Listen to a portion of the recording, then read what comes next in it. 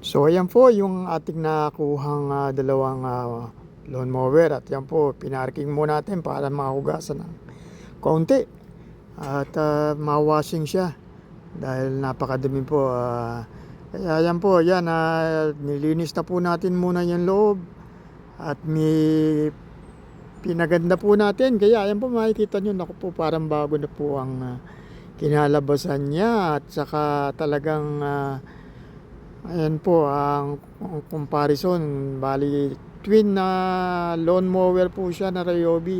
Yung isa po walang blade, kaya bibilan po natin yan ng blade. Ayan po, kung makikita nyo, maganda na po siya. Kaya pwede na po nating ibenta yan. Kung makikita nyo po, maayos po siya. Napopold pa po yung handle niyan, kaya okay siya. Kailangan lang po nating lagyan ng baterya para bandar po.